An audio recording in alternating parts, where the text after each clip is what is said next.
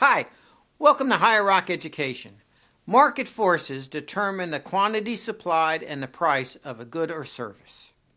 In capitalist economies, the government doesn't dictate how much a firm must produce or what they need to charge. Instead, market forces come together in the marketplace. Economists use supply and demand to teach how market forces interact. This is why most would agree that supply and demand is absolutely the most basic and important of economic lessons.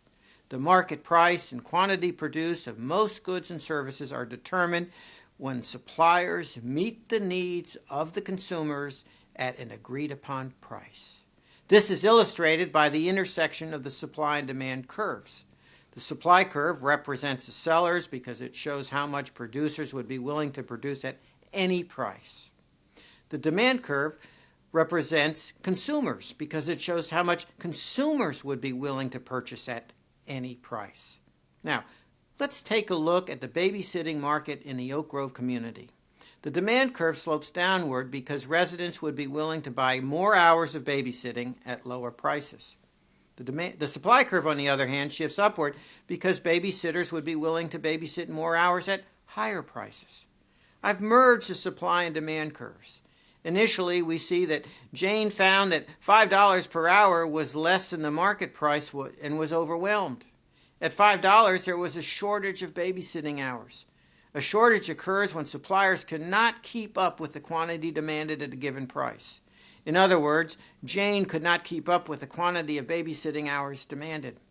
On the graph, we see that the quantity of babysitting hours demanded is 45,000 hours per month, but babysitters were only willing to furnish 23,000 hours.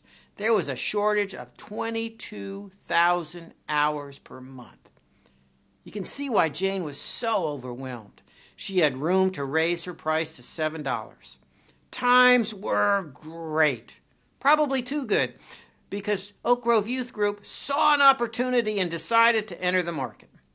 Unfortunately, Oak Grove Youth Group increased the supply of babysitters and found that they couldn't make much money at $7 an hour. Graph 2 shows what happened. When the youth group entered the market, the supply curve increased to the right. The quantity supplied was increased to 42,000 babysitting hours per month. Now there was a 10,000 surplus of babysitting hours.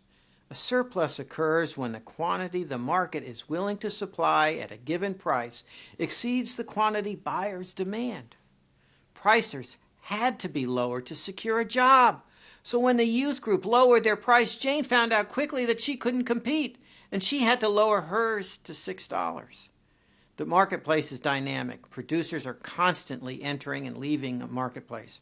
Buyers of a given product constantly change as substitutes enter the market or taste change.